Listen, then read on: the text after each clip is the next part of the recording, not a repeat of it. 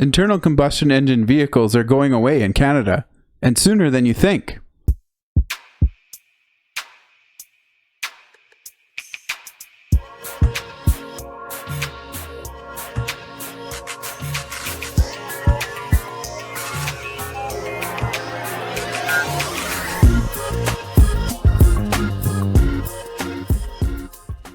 I'd be really interested to hear your take on that before I go any further with elaborating on it.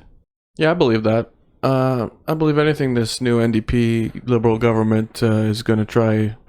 Yeah, I think we're going to end up like that Norwegian model where half or more than half of the cars will be purchased, or they purchase in that country is electric. What do you call it? EVs. So internal combustion engines are known as ICE vehicles, for clarification, and electric vehicles are known as EVs. So yeah, in Norway they have like 60% ownership of EVs, and maybe our super original government is just actually copying the Norwegian model. Adam, can you clarify what you're talking about? All right, I'll give you guys some details on this. I'm referring, of course, to this ambitious new plan released by the coalition Liberal NDP government. And I'm picking out one section here where they have mandated, so not just a target, this will be mandated. By the year 2030, 60% of all new vehicles sold in Canada must be electric vehicles, or as they are apparently calling them, ZEVs, which stands for zero emission vehicles. And if you think that that's a little far-fetched, which, you know, we can discuss that, 5 years later, by 2035, 100% of all vehicles sold must be ZEVs. You will not be able to buy an internal combustion vehicle by the year 2035.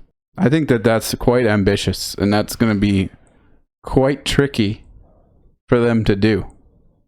Well, you know what we can do, actually, is we can have a Stop the Mandates protest at the Parliament, and we can drive our ICE vehicles there and protest before they mandate this. That's a far-right movement. That is okay.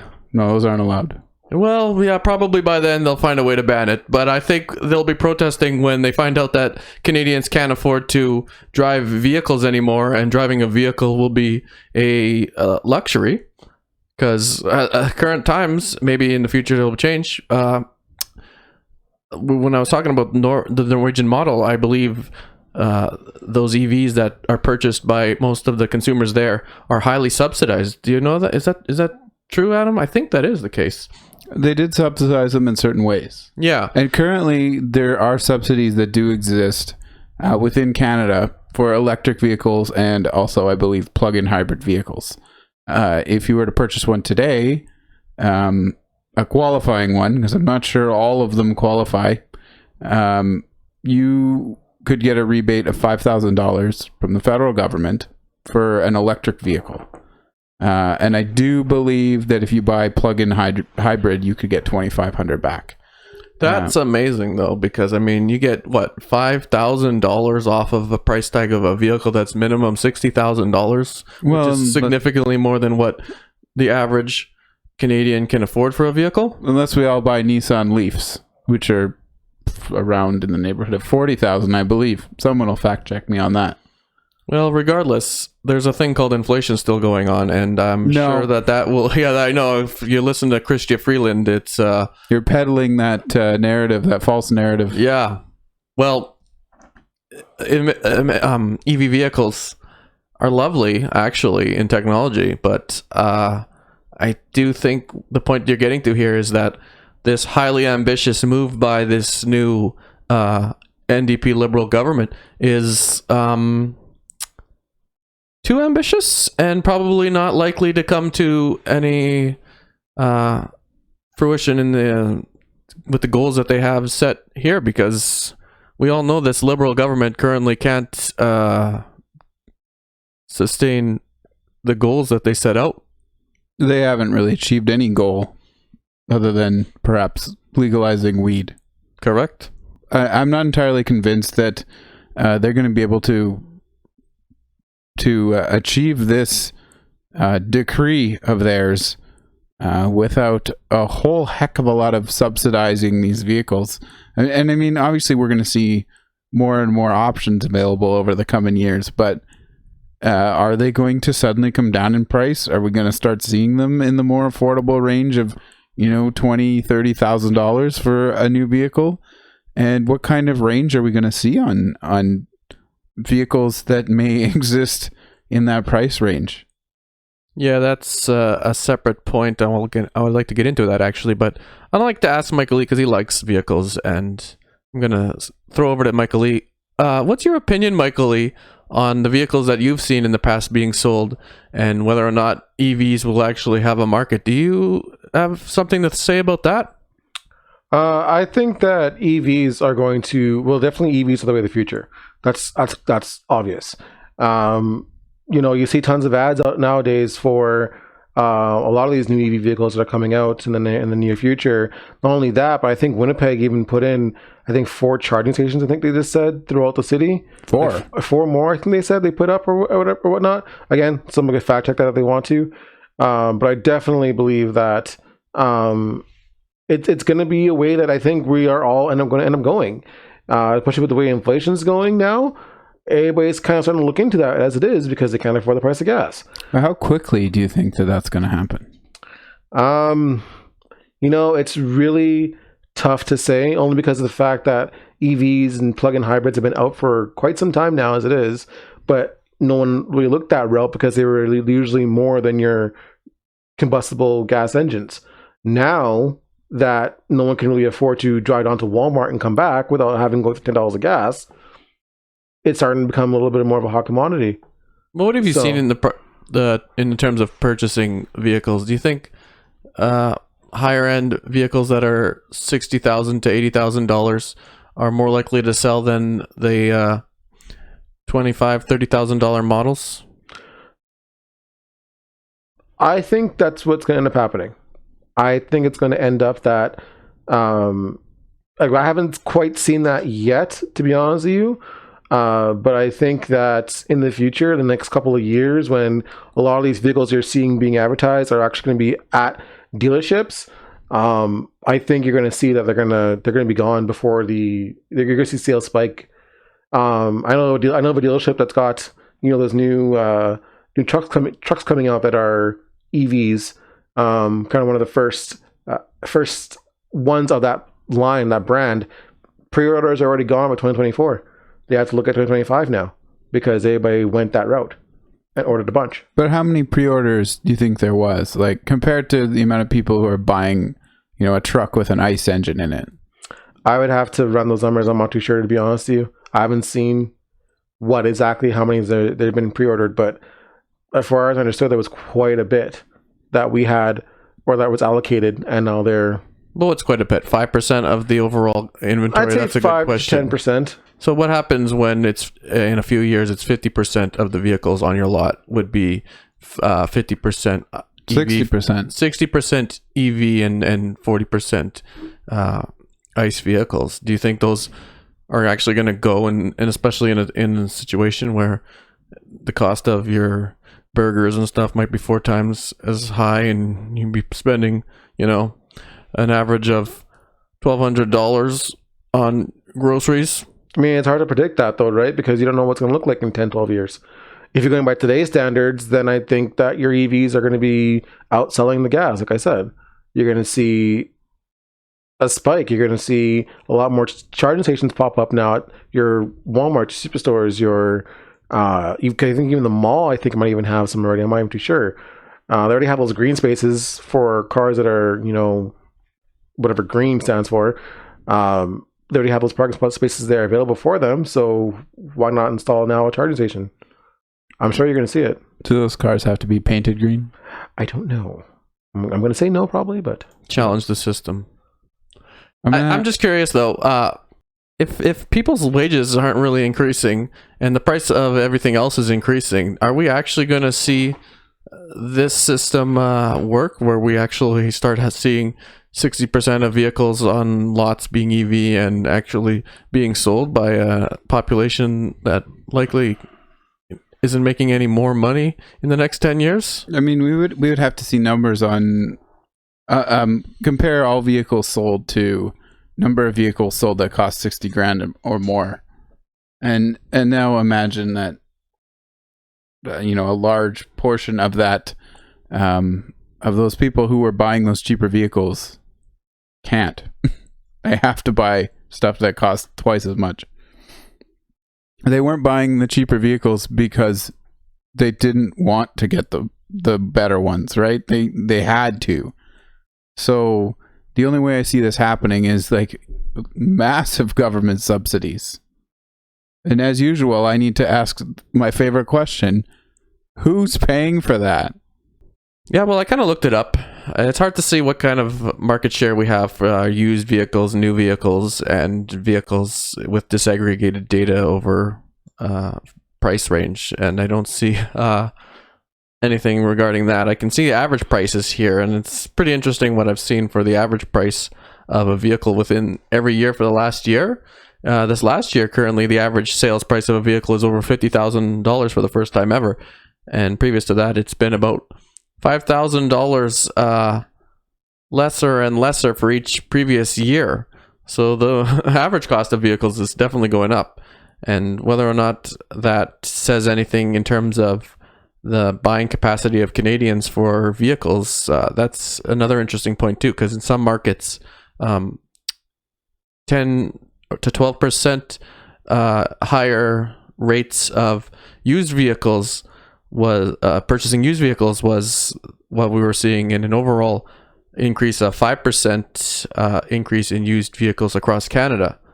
So I don't know what to say about that, because I can't really see data that will suggest whether or not Canadians actually will be able to afford these vehicles in the future. Hopefully with a supply and demand issue, we will see some kind of price drop with a higher supply of the vehicles on the road. But I'm in the wait and see camp on that, you guys. How do you feel about... Well, if we don't see a price drop, and imagine, how much now cost of living has come up lately, cost of housing, all that kind of stuff. Groceries, people are now talking about how it's difficult to afford to eat. Like, meanwhile, vehicles are going up by $5,000 a year. Like, this is not a sustainable situation.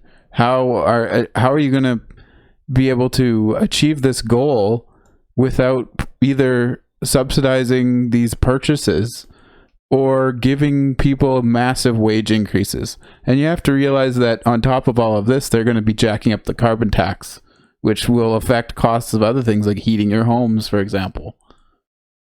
Will that in fact affect the price of vehicles as well? Is there a carbon tax on the carbon that's used to produce these vehicles? I'm sure there is. I mean, yeah. So how we need to know more information on how they can do this. And I get that this was just released today or whenever. So we don't have all the info yet, but this is just one aspect of this very ambitious plan that, I wanted to talk about because, I'm interested in cars and I'm following the automotive industry. And so I was quite shocked to see that they think that they're going to be able to ram this through, because really the selection of vehicles we have right now, at least as far as I know, they all seem to be high-end luxury vehicles when it comes to the electric vehicle options that we have. Michael Lee, what do you think about that? Well, I just want to interrupt before Michael Lee goes on. That's fine. I don't really want you to. Yeah, I'm going to say... I was setting him up for his point, and you just interrupted. He'll get to it. Progressive policies are well and good if they actually hit the Canadian population in somewhat of a smooth manner. But if Canadians start to suffer too much, by that time 2025 and 2030 rolls around, Canadians will vote for something that,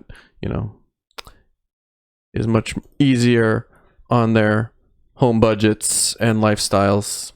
Well, Luckily, people are being pretty hard hit now, and then they come out and say, we're just going to keep that going. hey, that's progressivism for you. Well, anyways, I want to hear about some of these other options that might exist. And one more thing before we go to Michael Lee. I think what he's going to say is actually in reference to what I want to say. Canadians live in a very large country in terms of landmass, and yes, a very cold country too. So I understand the technology right now is great. We can drive around for the most part a few miles a day, and we could easily come home and charge up our vehicles and we'll be fine. That's great for the majority of Canadians. However, there are transportation issues in the cities where you may not be able to use an electric vehicle because you'd be driving a vehicle for about an hour or so, and say it's an electric bus, right? I don't know how long those can last for, but what happens if that bus drives for an hour and then has to sit for another hour? So you'd have to have twice the fleet for something like that. I don't know what the metrics are for that kind of transportation, but I can understand the individual consumer level. For myself personally, I don't have to travel far to work, and I don't have to have a large vehicle anymore, even though I liked having trucks. The F-150 Lightning is an EV truck that you showed me recently. It's not on the market yet, correct? Lightning, I thought it I believe it is. was. Is it on this year? I'm pretty sure it's out already, yeah. So Yeah, anyways. sold out, of course. Of course. Yeah, the point of the matter is that the base model, like we're saying, of that truck is like 60,000 plus Canadian. I like it though, because it fits my lifestyle and it would easily work for me to charge up and then go to work, and I could charge it up there, and then I could drive to the lake and back. I don't have to go more than 100 clicks. And these vehicles ranges usually are around 300 plus kilometers. Well, some of them now are getting close to 500. Yes. I don't know if that truck is specifically, but anyways, the point I'm making is that might work great for me. A lot of contractors and rideshare people, or like I'm saying, transportation, they drive all day long, and they're putting a significant strain on those batteries and engines that they are fueling up daily. Do you think that's an option for contractors who are driving 5 hours away to another city up here in this large country? Is that a great option for right now for those people who might still need to be able to easily fill up their vehicle and continue on within their day? So, if I can expand on what you were saying just now, I think the government also needs to realize that you're going to have Canadians adapt to the changes they want to do. And what I mean by that is, yes, you can get an electric vehicle and charge it up at work, at home, wherever it is, but how much more is that going to cost you on your electricity bills in your house? Because now you're going to be plugging into the wall at home, or one of those EV chargers you can get installed at your home, like a charging station. But how much is that going to cost you to get that done at your house if you want the fast chargers? Instead of oh honey, how much gas is in the car? It's how much battery life does it have left at this point? How far do I have to go? You're gonna have to basically map out your route. And for people like me who like to travel and drive wherever I go, so say you want to go down to the States, are there charging stations that you can stop at to charge your vehicle up at? Are they going to be making you pay a premium price to be charging? Like, there's a lot of factors that play into them doing this. And I think they're going to have to realize that, okay, if you want anybody to go this way and to purchase these vehicles, you need to make things like this more accessible to everybody else. Not telling me I got to drive over to Dougal to go charge my car up, or drive over to Deacon's Corner to charge my car. Like, it doesn't make any sense. Yeah, you're right. It is definitely a learning experience for the population as a whole. And I agree with what you're saying. And just to add some information from what I've read, charging your vehicle, one single vehicle on a rapid charger, sure, you're going to have to pay the additional $2,000 to $4,000 or whatever it is to have one of those nice chargers installed in your home. But they are a little more efficient, and it's only about $15 a month here in this province with hydroelectric for charging one vehicle, and it's a little closer to double that, so about 30. Let's say it's $30 for charging on a regular 120 volt outlet, but that's not as good because sometimes the charging to full capacity from completely dead batteries is like 3 days on a 120 system, whereas it could be depending on it depends on the charger too, because like you're saying, that's generally not the case. They're usually you can slow charge them overnight, most vehicles. what's that For for the full charge? Yeah, on they're the, usually 10 or 11 hours, I think, for the most part. on the 120 circuit? Yeah. Oh, okay, I'm not sure because what I read about the Tesla specifically, and then another issue I read with those charging stations is there's multi patterns for the chargers. So there's actually you might actually drive to a charging station that's not compatible with your specific EV. And currently in the European Union, they've solved that problem by standardizing the type of outlets. But here in Canada and the US, that's not the case. And it's funny how you talk about where would I go to charge the vehicle here? Because Justin Trudeau, he's solved that problem just recently by spending some millions of dollars asking somebody to research where all those locations of rapid chargers are around the country so that they can create some kind of map from the government that we can actually know. I mean, you're right. The system is going to be a learning experience, but I don't know. I don't know what to tell you. There's also the secondary issue we have here in Canada. ICE vehicles produce heat and electric vehicles need to use the battery power. So what do you guys feel about stepping into a cold vehicle? That was one of the points I was going to make that I kind of didn't get to yet, is the fact that in our climate, what's going to happen? We all see what happens to our vehicles now when it gets too cold outside. You see your gas mileage drop. Your car takes a little bit longer to warm up, obviously, as you know. But what's going to happen when we have these EV vehicles and it gets super cold out? How good is your mileage going to be then at that point? How fast is it going to warm up? Josh, you live close to your work. I also live close to my work as well. I think Adam, you do as well too. So in the time you get to work, are you still going to be frozen? Are you going to be warming up? Are you just going to be warming up? I mean, these are just first world problems. I understand that. But still, I don't know about you guys. I like to be cold. Well, they have taken steps to deal with these issues. Like a lot of these EVs now, you can purchase them with heat pumps, and heat pumps are a solution that allow them to produce heat on the inside without draining the battery as much. You can also like some form of command starting them so they start warming themselves up before you get into them. Like it's not like this technology just doesn't exist for it because it's electric. It's just, it's powered by a battery rather than heat coming off an engine. So they have to think about that when the battery is the main source of power for the whole vehicle. And there is absolutely no doubt that whatever the claimed range is, it's not going to be that when you're driving it in -30. But if you're buying a vehicle with a range of, 300, 400, 500 kilometers, the average person doesn't need to drive that far to go to work and then maybe drive around at lunch and then drive back home again. So even if you buy a vehicle with a range of 400 kilometers and say because it's so unbelievably cold, it's losing 150 kilometers off that 400, I think you're still okay. Like the average person, even someone who lives just outside a city, whatnot, or if they live in a larger city like Toronto or something like that, they're still going to be able to do what they need to do. But for long range transportation, that is a definite concern that has to be considered. Because, with the current battery technology, cold has a massive effect on range. So in this last couple of years when we've dealt with the pandemic, some people have been lucky enough to stay at home and not have to go into any kind of healthcare facilities. So a lot of people, though, they have something called home care.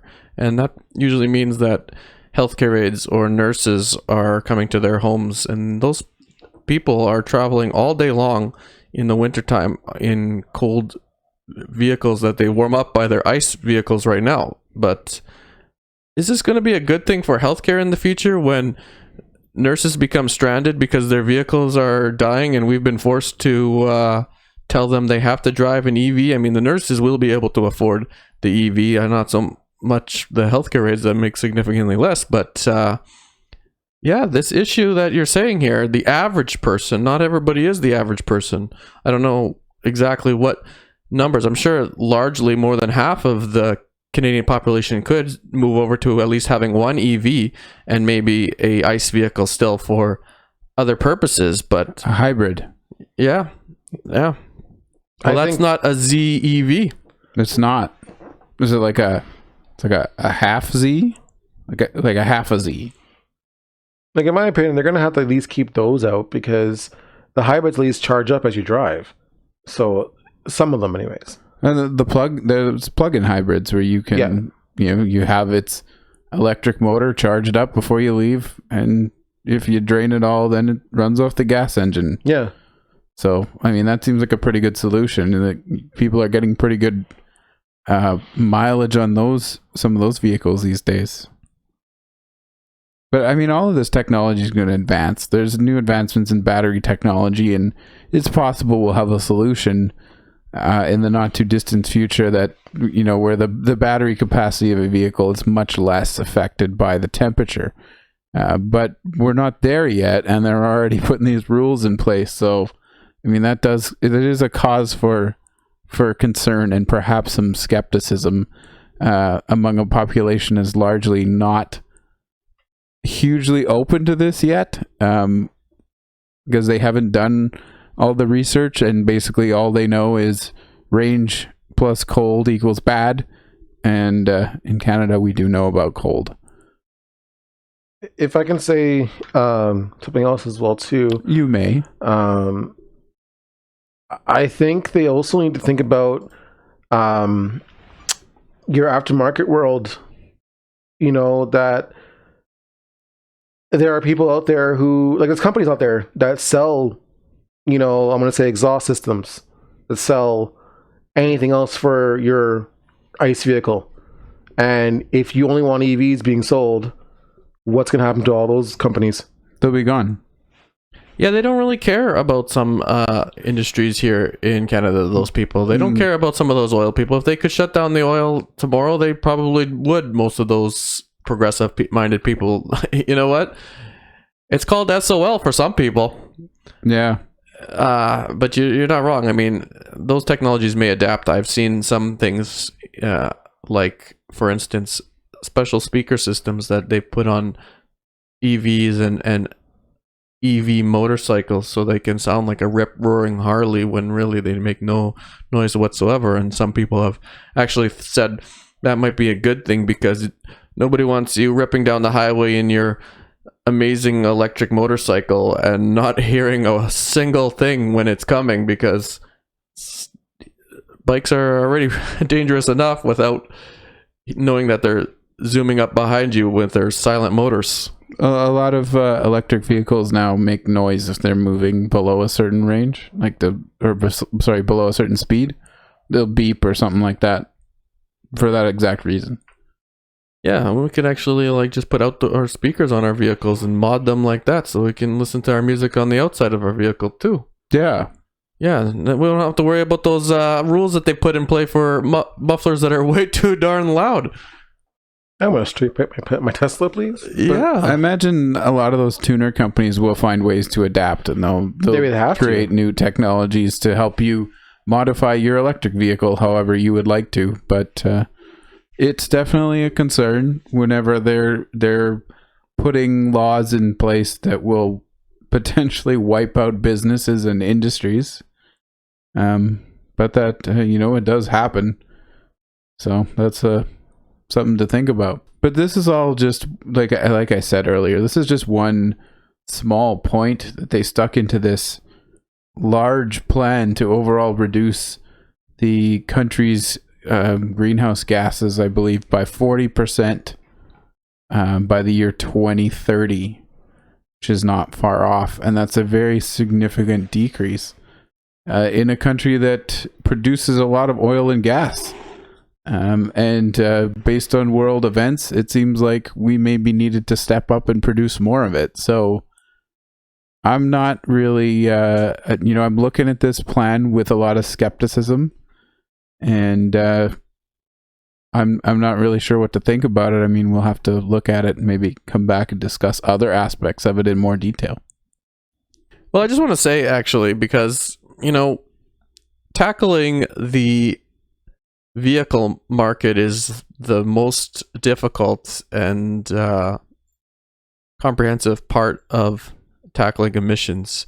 And as we've seen, this federal government here no Canadian federal government has dropped emissions really except from 2008 and a slight blip in 2015 after the Trudeau government took office. In actuality, emissions in Canada have been on the rise very slightly each year. So, yeah, I mean, they're trying something, because obviously what they've done before was not proven to do anything. They just spent $60 million on trying to, reduce emissions when all they were able to do was keep increasing emissions. So, yeah, I'd like to maybe be hopeful that it would actually do something along with. But suddenly we're going to drop 40% in 8 years when we've never really gone down. Hey, listen, if Canadians suffer enough and can't afford vehicles and can't afford to drive anymore, our emissions will go down. That's just the way it's going to be. Whether or not you want to have that kind of lifestyle or not, hey, you know what? Too bad. The Trudeau is in charge. Yeah. Who knows what the future's going to hold, right? The most we can do as Canadians is just keep working like we are and just hope for a better future. Hope that they're not going to end up putting us in the spot where we all end up in not being able to drive or not being able to afford a vehicle. Like, I'm just going to hope and pray that this government figures it out. I know that's saying a lot, but I hope that they do and actually keep our best interests at heart as well, and realize that if they keep doing these things or doing things like this, they're going to end up really hurting the people that they want to vote for them, right? Like they are going to end up putting us in the spot where it's just going to make it hard to live or to even work, to be honest with you. Let us know if you have anything to say in regards to this. Let me know what you guys think in the comments below.